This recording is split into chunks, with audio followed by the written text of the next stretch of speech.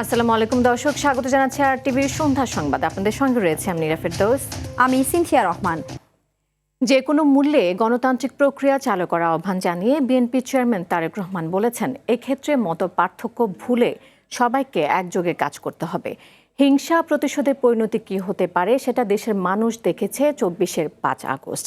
মত পার্থক্য যাতে মত বিভেদ না হয়ে যায়, বিভেদের কারণ না হয়, তার জন্য সবাই মিলে কাজ করতে হবে বলেও জানান তিনি। মাইদুর রহমান রুবেল জানাচ্ছেন এর বিস্তারিত।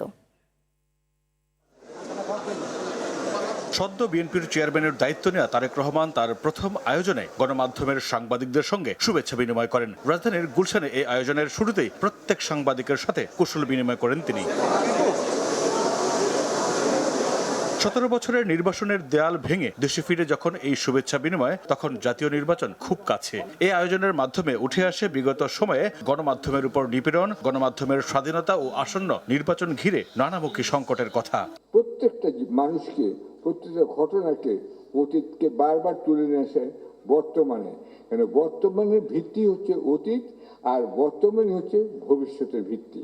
এক ইতিহাসের এক যুগ সন্ধিক করে তিনি কিন্তু বাংলাদেশের রাজনৈতিক অঙ্গনে ফিরে এসেছেন। সামনে কঠিন চ্যালেঞ্জ, এই চ্যালেঞ্জ মোকাবেলা করতে হলে সম্মিলিতভাবে করতে হবে। এখন যারা মিডিয়ায় নতুন বন্ধুরা আপনাকে যেটা বলছে সেটাই আপনি শুনছেন এবং সেটাই আপনি মনে করছেন এটাই বাংলাদেশের 17 বছরের ইতিহাস। বাংলাদেশের 17 বছরের ইতিহাস এটা না।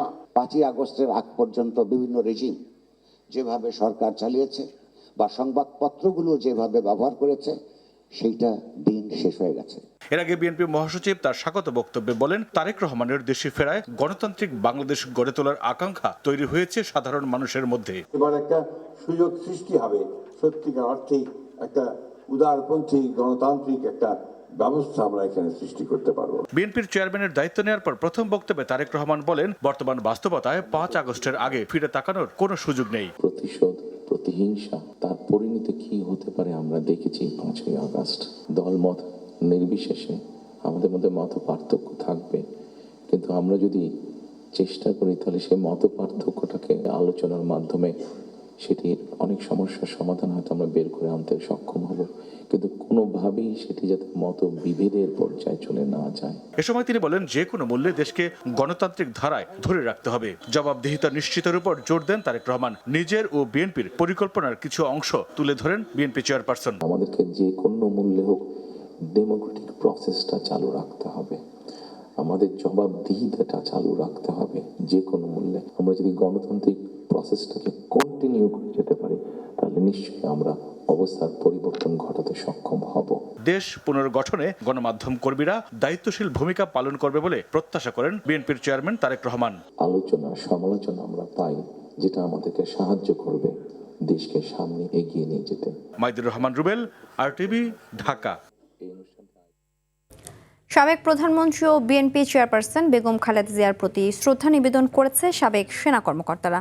দুপুরে জিয়া উদ্যানে তার কবরে পুষ্পস্তবক অর্পণ করেন।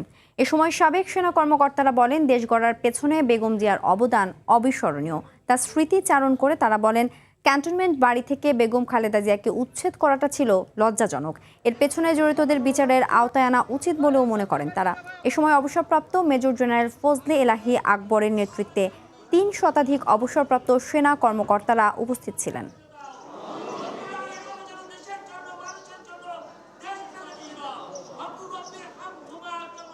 আল্লাহ পাক ওনাকে জান্নাতুল ফেরদৌস কবুল করুন, আমিন আমিন আমিন। আপনারা সবাই তার জন্য দোয়া করবেন। ওনার সঙ্গে আর অনেক স্মৃতি, অনেক কথা, আপনারা দোয়া করবেন যাতে আমি তাকে সম্মান জানিয়ে বাকি জীবনটা কাটাতে পারি। আমরা যারা সশস্ত্র বাহিনীতে আছি, আমাদের মূল মন্ত্র দেশ রক্ষায় আমাদের প্রাণ দেওয়া। ওনার কাছে আমরা যেই প্রেরণা পেয়েছি, যেই সাহস পেয়েছি, সেই সাহস নিয়েই আমরা বলতে চাই, আমরা এখানে যারা সশস্ত্র বাহিনীর রিটায়ার্ড অফিসার আছি, এখন বর্তমান চেয়ারম্যান তারেক রহমানকে আমরা সেই কার্যক্রমে আমরা ওনাকে সহায়তা করতে চাই দেশ গড়ার। ক্যান্টনমেন্ট থেকে বেগম খালেদা জিয়াকে বিতাড়িত হতে হয়েছে। সো আমরা এই দুঃখ কখনোই ঘোচাতে পারবো না। আমরা সত্যি যদি তাকে ভালোবেসে থাকি, আমাদের এটার একটা প্রতিকার হওয়া উচিত। প্রতিটা কুলাঙ্গারকে আমরা চিহ্নিত করে, ক্ষমা করবে না করবে সেটা পরের ব্যাপার, চিহ্নিত করা জরুরি। যে এরা বেগম খালেদা জিয়াকে উচ্ছেদ কাজে এরা উস্কানি দিয়েছিল, এর সাথে সম্পৃক্ত ছিল, এরা জড়িত ছিল। অবশেষে পাবনা ১ ও ২ আসনে নির্বাচন স্থগিত করে প্রজ্ঞাপন জারি করেছে নির্বাচন কমিশন। অথচ শুক্রবার গণমাধ্যমে এ তথ্য প্রকাশ হলে তা সঠিক নয় বলে দাবি করে ইসির জনসংযোগ বিভাগ। এদিকে প্রার্থীদের আপিল শুনানি প্রথম দিনে জামায়াতের হামিদুর রহমান আজাদ ও স্বতন্ত্র প্রার্থী তাসনিম জারা সহ ৫২ জনের মনোনয়ন বৈধ ঘোষণা করেছে ইসি, আর অবৈধ ঘোষণা করেছে ১৫টি। শনিবার নির্বাচন ভবনে সকাল থেকে বিকেল পর্যন্ত ৭০টি আপিল নিষ্পত্তি করে কমিশন। বিস্তারিত জানাচ্ছেন নাজমুল হুদা। ভোটের বাকি আর মাত্র ১ মাস। এরই মধ্যে প্রার্থীদের মনোনয়ন দাখিলের পর রিটার্নিং অফিসার কর্তৃক মনোনয়নপত্র বাতিলের আদেশের বিরুদ্ধে নির্বাচন কমিশনে দায়েরকৃত আপিলের শুনানি শুরু হয়েছে। প্রধান নির্বাচন কমিশনার এএমএম নাসির উদ্দিনের সভাপতিত্বে শুনানিতে অন্য নির্বাচন কমিশনাররাও অংশ নেন। শুনানির প্রথম দিনেই প্রার্থিতা ফিরে পান ঢাকা ৯ আসনের স্বতন্ত্র প্রার্থী তাসনিম জারা ও কক্সবাজার ২ আসনের জামায়াত মনোনীত প্রার্থী Hamidur Rahman Azad. International war crimes ট্রাইব্যুনালে ওনার বিরুদ্ধে একটা কন্টেম্প্ট ইস্যু করা হয়েছিল ২০১৩ সালে। গ্রাউন্ডেই তাকে কনভিকশন ঘোষণা করে রিটার্নিং অফিসার জনাব হামিদুর রহমান আজাদ সাহেবের মনোনয়নপত্রটি বাতিল করেছিলেন। আজকে আমরা আপিল শুনানি পূর্ণাঙ্গ শুনানি করলাম। আমার প্রার্থিতা বৈধ ঘোষণা করা হয়েছে। সকলের জনসমর্থনেই ইনশাআল্লাহ আগামী নির্বাচনে আমি প্রার্থী হিসেবে লড়াই করতে পারবো। এছাড়া জাতীয় পার্টি, ইসলামী আন্দোলন সহ বিভিন্ন রাজনৈতিক দল ও স্বতন্ত্র প্রার্থীদের অধিকাংশদেরই মনোনয়ন বৈধ ঘোষণা করে কমিশন। আমরা আশাবাদী তারা ন্যায় বিচার করবেন। আমাদের এই 5টি যে মনোনয়ন বাতিল হয়েছিল এখন পর্যন্ত শুনানি হয়েছে, তার মধ্যে 4টি গৃহীত হয়েছে, 1টি পেন্ডিং আছে। আমার মনোনয়ন পত্রটি বৈধভাবে আমি আবার ফিরে পেয়েছি। এটাই প্রমাণ করে যে জনগণই শক্তি, জনগণই প্রেরণার উৎস। ছোটখাটো ভুলের জন্য জামাত সহ ইসলামী আন্দোলন সহ 11 দলের প্রার্থীদেরটা বাতিল করা হচ্ছে। সবকিছু মিলিয়ে লেভেল প্লেইং ফিল্ড কতখানি হবে এই বিষয়ে আশঙ্কা আমাদের মধ্যে রয়ে গেছে। এদিকে পাবনা ১ ও ২ আসনে নির্বাচনের কার্যক্রম আপাতত স্থগিত রাখার সিদ্ধান্ত নিয়েছে নির্বাচন কমিশন। মঞ্জুর করা হয়েছে 52টি, রিজেক্ট করা হয়েছে 15টি, আর পেন্ডিং রাখা হয়েছে 3টি। তার ভিতরে একটা আপনার আগামীকাল বিকাল 5টা পর্যন্ত, আর 2টা 16 তারিখ পর্যন্ত। তথ্যগত কিছু অসঙ্গতি আছে যেটা রিটার্নিং অফিসারের মাধ্যমে এটা নেওয়া হবে। এখানে একটু তথ্যগত অসম্পূর্ণতা ছিল, সেজন্য আপনারা যে চিঠিটা পেয়েছেন সেটাই আর কি বহাল। আপাতত এরপরে কার্যক্রমকে স্থগিত রাখা হয়েছে। আগামী 18 জানুয়ারি পর্যন্ত চলবে আপিল শুনানি। এরপর প্রার্থিতা প্রত্যাহার করা যাবে 20 জানুয়ারি পর্যন্ত। নাজমুল হুদা, RTV, ঢাকা। সোমবারের মধ্যে জামায়াতের সঙ্গে জোটের আসন সংখ্যার চূড়ান্ত ঘোষণা আসতে পারে বলে জানিয়েছে এনসিপির আহ্বায়ক নাহিদ ইসলাম। দুপুরে রাজধানীর ইন্টারকন্টিনেন্টাল হোটেলে ইউরোপীয় ইউনিয়নের নির্বাচন পর্যবেক্ষণ প্রতিনিধি দলের সঙ্গে বৈঠক শেষ হয়ে কথা বলেন তিনি। এ সময় ঋণখেলাপি অনেকের মনোনয়ন বৈধ ঘোষণা করা হয়েছে। নানাভাবে নির্বাচনী আচরণবিধি লঙ্ঘন হচ্ছে বলেও অভিযোগ করেন এনসিপির আহ্বায়ক। ইইউর প্রতিনিধিরা বাংলাদেশে একটি প্রতিযোগিতামূলক নিরপেক্ষ নির্বাচন কামনা করছে বলে এনসিপিকে জানায় বলেও জানান নাহিদ ইসলাম।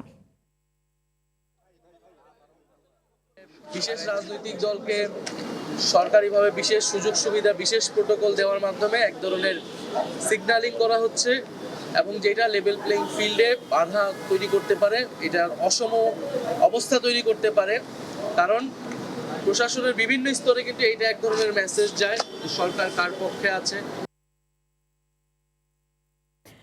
জোটের রাজনীতি মূলত ভোটের কৌশল, যে কৌশলে ডান বাম মধ্যপন্থা আশ্রয় নেয় এক ছাতার নিচে। বিশ্লেষকরা বলছেন এখানে আদর্শ গৌণ মুখ্য হয়ে দেখা দেয় ভোটারের হিসাব নিকাশ। তবে এর ফলে কখনো কখনো ভোটাররা দ্বিধাগ্রস্ত হয়ে পড়েন বলে মত তাদের। খান আলমের রিপোর্টে দেখুন এরই বিস্তারিত। জোটের রাজনীতি মানেই ক্ষমতার অঙ্ক। জোটের রাজনীতির ইতিহাস এদেশে বেশ পুরনো। জাতীয় নির্বাচন এলেই ভোটের ছক কষতে গিয়ে শুরু হয় জোটের খেলা। এবারও তার ব্যতিক্রম নয়। রাজনৈতিক দলগুলো এখন প্রধানত দুটি শক্তিশালী মেরুতে বিভক্ত। একদিকে দীর্ঘদিনের মাঠের আন্দোলনের সঙ্গী বিএনপি জোট, অন্যদিকে জামাত জোট।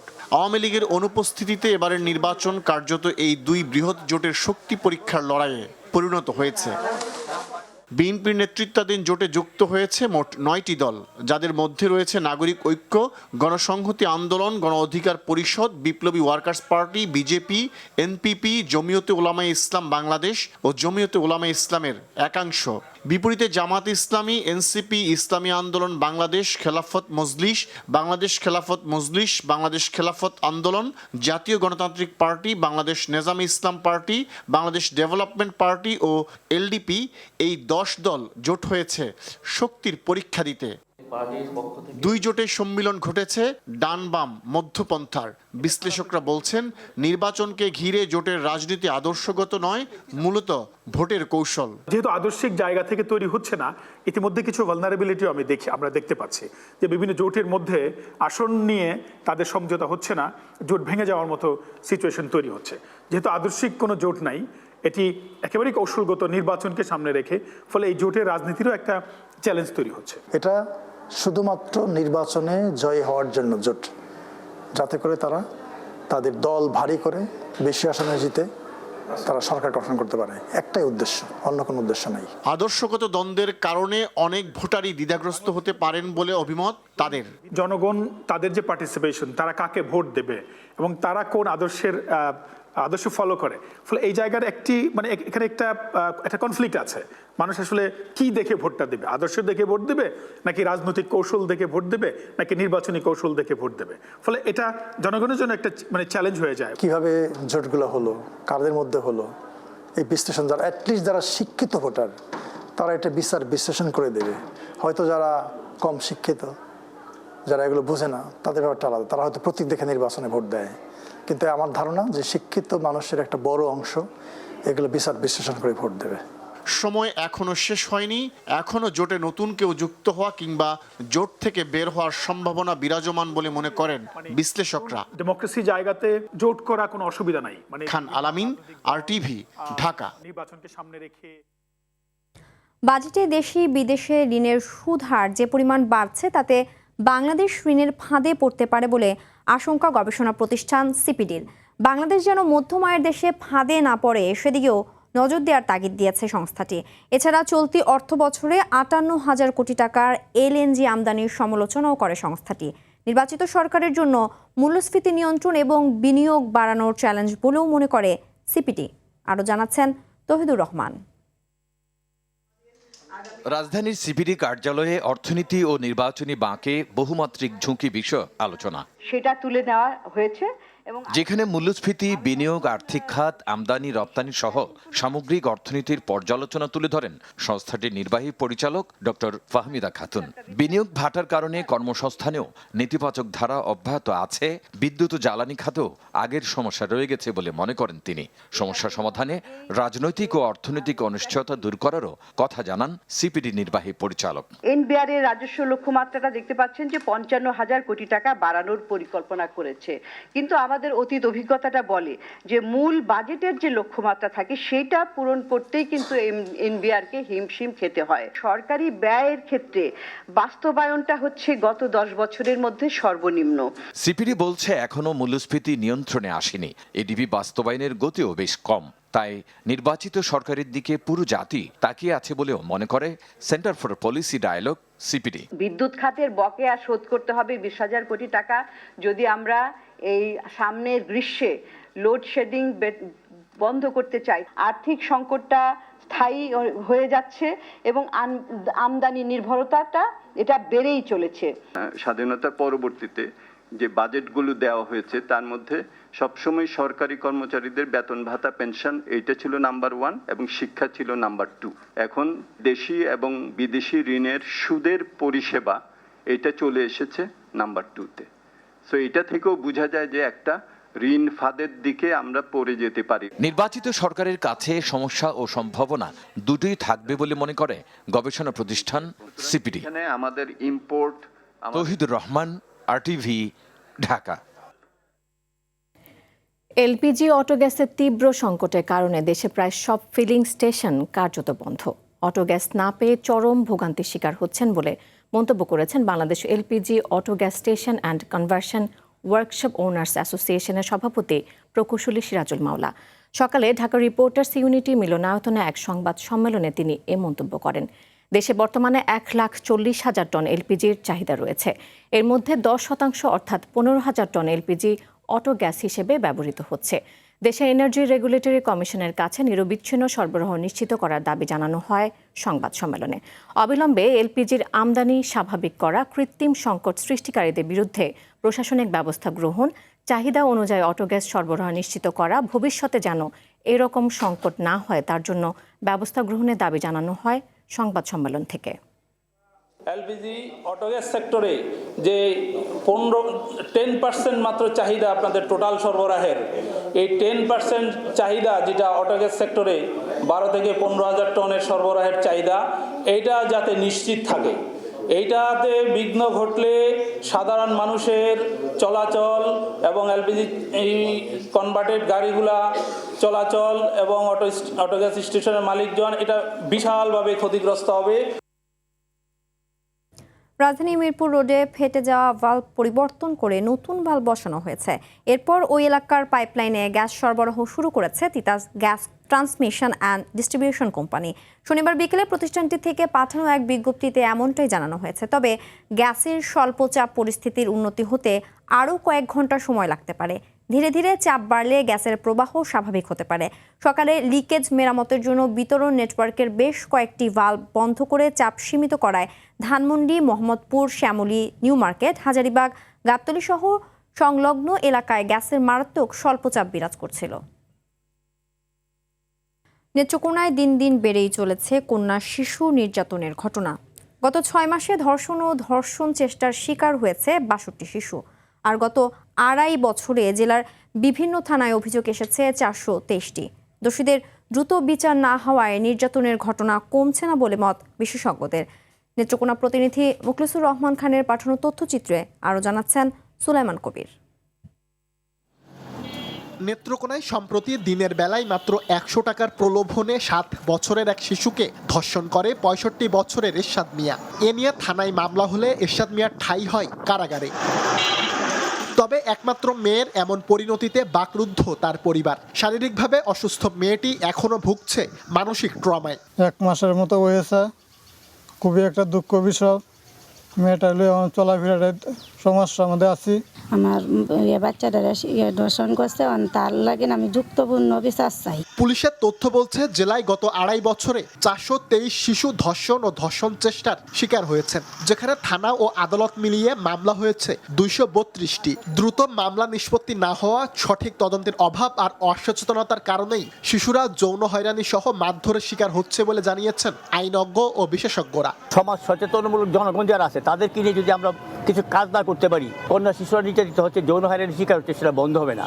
আমরাও কি আমাদের ছেলে মেয়েদেরকে বলতে পারি যে অন্যের মেয়ে দেখে যেন কখনোই আমি তার প্রতি আসক্ত না হই, তাদেরকে নিজের বোনের মতো দেখি, তাইলেই হয়তো বা সম্ভব। দ্রুত এবং সঠিকভাবে যদি সেটা নির্যাতন দমন না করতে পারে তাহলে সামাজিক অবক্ষয় বেড়ে যাবে। শিশুদের ওপর আক্রোশ কমাতে প্রশাসনের পাশাপাশি সবার সমন্বিত প্রচেষ্টার ওপর গুরুত্ব দিলেন এই পুলিশ কর্মকর্তা। পুলিশ একার পক্ষে এটা আসলে সম্ভব না, যেহেতু পুলিশ একটা ঘটনা ঘটার পরে রেসপন্ড করে, এর আগে সামাজিকভাবে বিষয়টাকে মোকাবেলা করার জন্য আমাদেরকে প্রস্তুত থাকতে হবে। শিশু নির্যাতন দমনে প্রশাসনের কঠোর হস্তক্ষেপ চান নেত্রকোনাবাসী। সুলাইমান কবির, RTV। রাজধানী পশ্চিম তেজতুরী বাজার এলাকায় ঢাকা মহানগর উত্তর স্বেচ্ছাসেবক দলের সাবেক সদস্য সচিব আজিজুর রহমান মুসাব্বির হত্যার ঘটনায় প্রধান শুটার সহ 3 জনকে গ্রেফতার করেছে ঢাকা মেট্রোপলিটন পুলিশের গোয়েন্দা শাখা ডিবি। শুক্রবার গভীর রাতে মানিকগঞ্জ এবং গাজীপুরে অভিযান চালিয়ে তাদেরকে গ্রেফতার করা হয়। ডিবির এক শীর্ষ কর্মকর্তা এ তথ্য নিশ্চিত করেন। তিনি বলেন, অভিযুক্ত শুটার জিনাত এবং সন্দেহভাজন পরিকল্পনাকারী বিল্লাল সহ 3 জনকে আটক করা হয়েছে। গ্রেফতারকৃত তৃতীয় ব্যক্তি এই 2 জনের সহযোগী বলে ধারণা করা হচ্ছে। গত বুধবার রাজধানী পশ্চিম তেজতুরী বাজার এলাকায় ঢাকা মহানগর উত্তর স্বেচ্ছাসেবক দলের সাবেক সদস্য সচিব আজিজুর রহমান মুসাব্বিরকে গুলি করে হত্যা করা হয়। বৃহস্পতিবার তেজগাঁও থানায় পরিবারের পক্ষ থেকে অজ্ঞাত 5 জনের বিরুদ্ধে মামলা হয়। 8 বছর পর চট্টগ্রাম বন্দরে যুক্তরাষ্ট্রের 58,000 মেট্রিক টন ভুট্টা।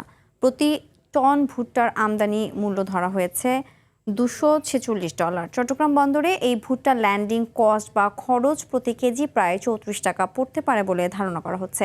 গত বুধবার চট্টগ্রাম বন্দরে আনুষ্ঠানিকভাবে খালাস প্রক্রিয়া শুরু হয়েছে।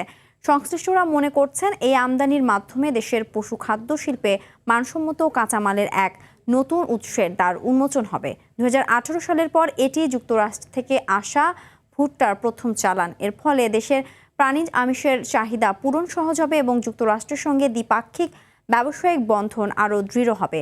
মার্কিন ভুট্টার নিয়মিত সরবরাহ নিশ্চিত হলে পশু খাদ্যের গুণগত মান বৃদ্ধির পাশাপাশি বাজারে প্রতিযোগিতামূলক পরিবেশ তৈরি হবে বলেও মনে করছেন আমদানিকারকরা। 2025 সালে দেশে 7,584টি সড়ক দুর্ঘটনায় নিহত হয়েছেন 7,359 জন এবং আহত 16,476 জন। এমন তথ্য জানালো রোড সেফটি ফাউন্ডেশন। সকালে ডিআরইউতে সংবাদ সম্মেলনে জানানো হয়, নিহতদের মধ্যে নারী 962 জন, শিশু 1008 জন, 3029টি মোটরসাইকেল দুর্ঘটনায় নিহত 2671 জন, যা মোট নিহতের 36.29%। 9টি জাতীয় দৈনিক, 7টি অনলাইন নিউজ পোর্টাল, ইলেকট্রনিক গণমাধ্যম এবং সংস্থা নিজস্ব তথ্যের ভিত্তিতে প্রতিবেদনটি তৈরি করা হয় বলে সংবাদ সম্মেলনে জানানো হয়। দুর্ঘটনা কমাতে সরকারের পাশাপাশি পরিবহন চালক শ্রমিকদের জন্য বেশ কয়েকটি সুপারিশ তুলে ধরে রোড সেফটি ফাউন্ডেশন। দর্শক, সন্ধ্যা সংবাদ এ পর্যন্তই। রাতের সংবাদ 11:15টায় দেখার আমন্ত্রণ রইল। ধন্যবাদ সবাইকে।